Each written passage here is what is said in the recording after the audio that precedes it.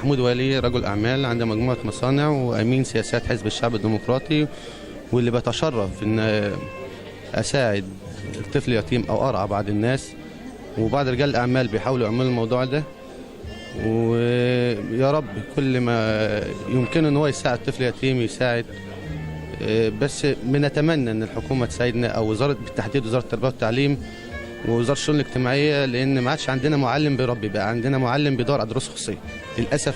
ودي مشكلة مش على طفل يتيم بس، الطفل بصفة عامة دي موجودة، وبنحاول نحلها كحزب وبنتناقش مع بعض المسؤولين، بس لسه يعني ما فيش نتيجة ولا فيش استجابة منهم.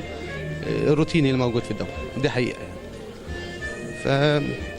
فبنتمنى يعني، ونتمنى رجال الأعمال يعني يكونوا حاضرين للأطفال اليتيم أكتر من غيره، والجمعيات اللي موجودة دي تتوجه للمدارس شوية. عاوزين تعليم، عاوزين وعي، عاوزين الطفل اليتيم ده ما يبقاش عنده نقص أو انتماء، أو إن هو يكون عنده كبت أو حاسس إن هو فاقد حد.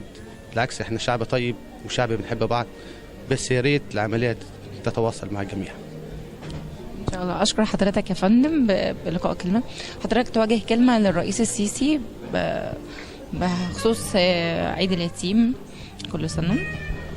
هو الرئيس السيسي كان الله في عونه، وهو راعي لكل شيء، بس احنا مش عاوزين نحمله فوق طاقته. وهو الاب الروحي لجميع المصريين مش للطفل اليتيم بس احنا بنقول له خلي بالك من الطفل اليتيم، انت اب ليه.